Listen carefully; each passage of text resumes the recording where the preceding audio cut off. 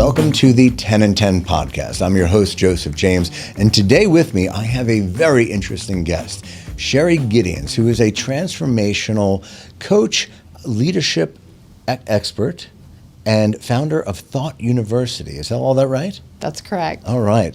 Well, we have just had a little pre-conversation that was completely fascinating, and I can't wait to share everything about you, or at least what we can accomplish in 10 minutes, with our audience today. So thank you so much for being here.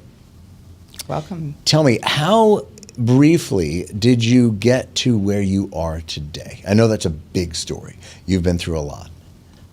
Yeah, so I came up during the evolution of the pro bodybuilding world. I was raised with the conditioning that love was given based on success and achievement. Many have, yeah. And fast forward, achieving that level of success required me to use sports enhancement drugs and other drugs. As a result of that, there came a point in my journey where I had a massive heart attack and died. Oh my gosh. Yeah. Wow. And it was in that experience that I was released from physical form. And I was united with what we would call unconditional love. I was in and through everything that existed, feeling and seeing through all of it. It was love beyond human understanding. It was freedom of movement beyond what I can express to you in human terms. Wow, what a gift. Tough way to get there. But that's incredible. And that, I mean, coming out of that experience then, that has to be life-altering. It's completely life-altering, but it happened during a time in 1997 when the world wasn't yet ready to hear what we call woo-woo today. Yep. And the rise of the new age, and the church still very much being in control of so much. So you were telling me that you were raised in a religious home, and I imagine you must have experienced a little bit of pushback when you started on this new journey. Is that right? Oh, of course, because I had been awakened at the highest level. So I was actually shown and communicated to from the highest part of ourselves, meaning we're all individualized gifts. We all have access to this power that is infinite. And it's available right now in real time for all of us. And we can command it and claim it from that alignment and embodiment with what we would call God, the universe, the quantum field, our higher power.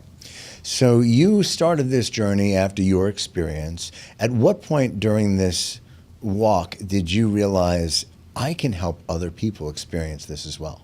Well, the greatest gift is in that experience, I was shown the many potential purposes that I came for in this lifetime from the me that had already fulfilled the mission. Oh, wow. I could feel her love. I could feel her care about others and her deep commitment to help other people access this power in themselves. That's amazing. I mean, does it kind of help you to relax knowing that it's already been done? Oh, yeah. I mean, and part of it is, too, is that I didn't realize that I was going to master that part of myself throughout the last 29 years. What it required me to do was to be present in the moment, to master consciousness at a level where I was able to be the observer of what was showing up in my moments and not attach and respond to what I call the old conditioning or programming or fear, but to observe it in a way with which I was so clear and specific about what I wanted and who I wanted to be that I had a choice point to reach up to that higher space in myself of love and clarity and resilience, of course, that I accessed those emotions, what I like to call emotions on the higher emotional scale.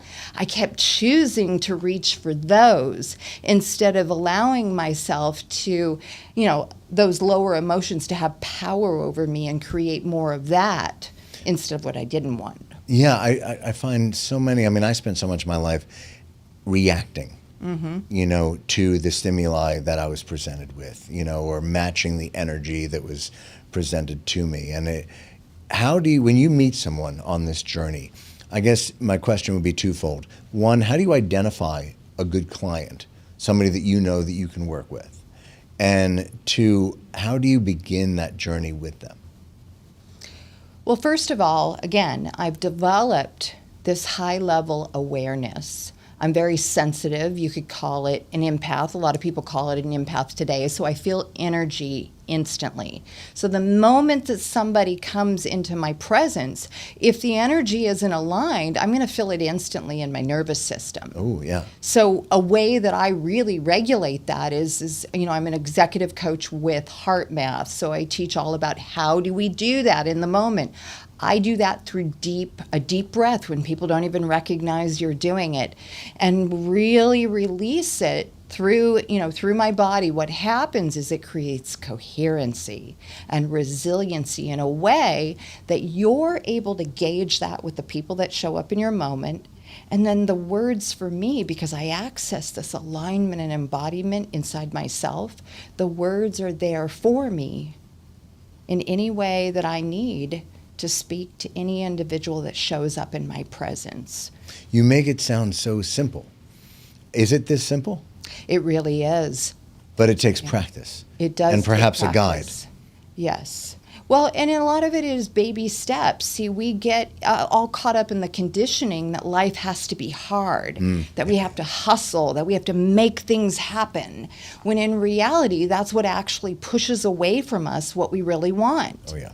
And so when we recognize that things aren't showing up the way we want them to, the object is to get into harmony in the presence with that feeling that we would feel if something's already done. I say you've got to feel it and be it until you see it. People are creating from the opposite. They're trying to either futurize, or they keep pulling the old emotions from the past, and they don't realize they're creating that in the present moment. Oh, I've been guilty of that so many times for so long in my life. Yeah. Tell me about Thought University. So you help people by using neuroscience and, well, I'm not going to say you're the expert on this. So tell me, what is Thought University?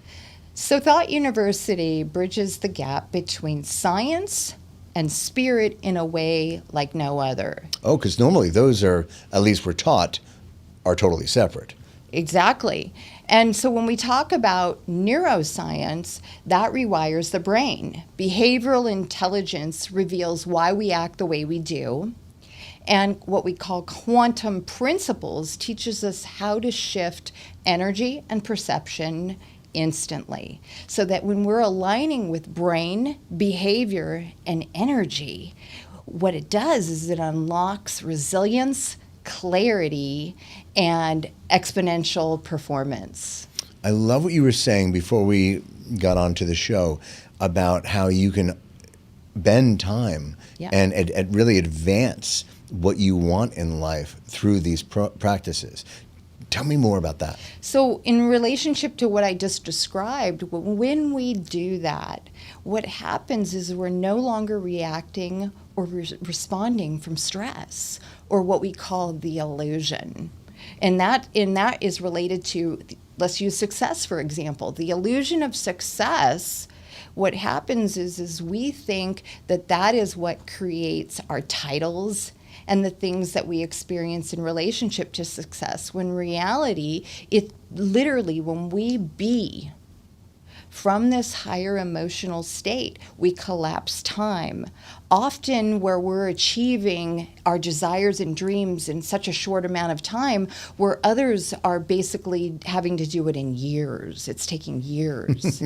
I'd be the latter. Mm-hmm. But I love it. And it's funny, I feel like I meet a lot of people that are awakening now to exactly what you're talking about, but maybe they don't know the path, right? They're open to the idea. They're starting to realize that this is a thing. I keep hearing about this. How do people work with you? So most people, either visit my website. I actually have courses and classes that I teach, but most of them connect with me through my website, which is thoughtuniversity.net. Okay, easy which enough. gives us all the things we've been talking about: neuroscience, quantum principles, behavioral mastery. And what's the first thing that you do when somebody comes to you?